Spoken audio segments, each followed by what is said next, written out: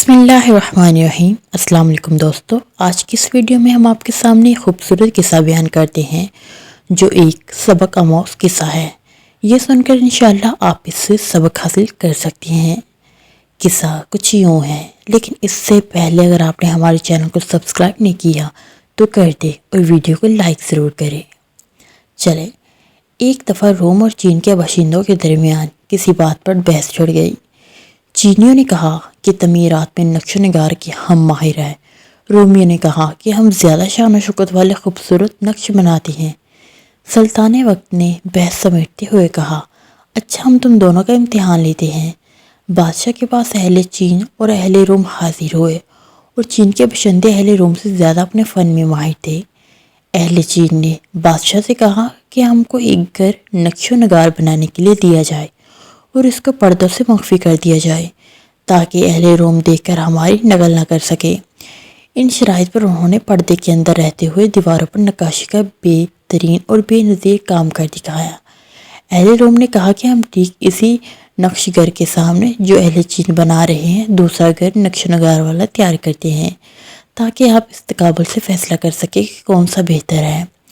अहले रोम ने पर्दे के अंदर छुपकर काम शुरू किया, मगर उन्होंने कोई नक्श ना बनाया, बस दीवार को खूब सफाई करते रहे यहाँ तक कि पूरा घर से दरमियान से पर्दा हटाया गया तो अहले चीन के तमाम नक्श नगार का अक्स रोमियो के बनाए हुए घर पर इस तरह पड़ा कि वो ज़्यादा खूबसूरत मालूम हो रहा था। उस वक्त सल्तनत वक्त बादशाह आया और उसने इन नकोश को देखा जो अहले चीन ने बनाए थे।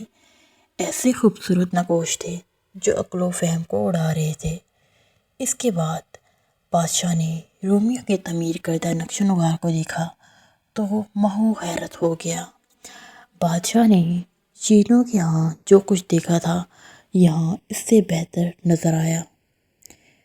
चीनी के नक्श नगार के हुस्न से और उसकी कशिश से आंखें भी बाहर को निकल रही थी। मौलाना रूमी रहमतुल्लाह चूँकि उनकी हकायत है तो हम रोमियो की मिसाल से सूफिया का मकाम बयान फरमाया है कि ये हजरात भी दिल की सफाई का ज़्यादा अहतमाम करते हैं और इसी की बरकत से बग़ैर किताब और बग़ैर हुनर के अखलाक व हमीदा से मुनकिश हो जाते हैं।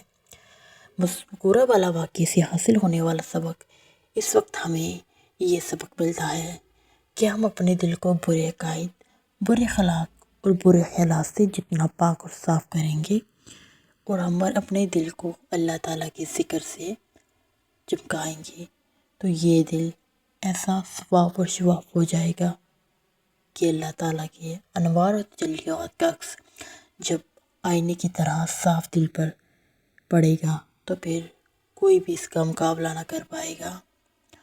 और ये अल्लाह ताला की मोहब्बत और मार्फत से चमकने वाला तमाम मखलूक को बड़ता हैरत में डाल देगा।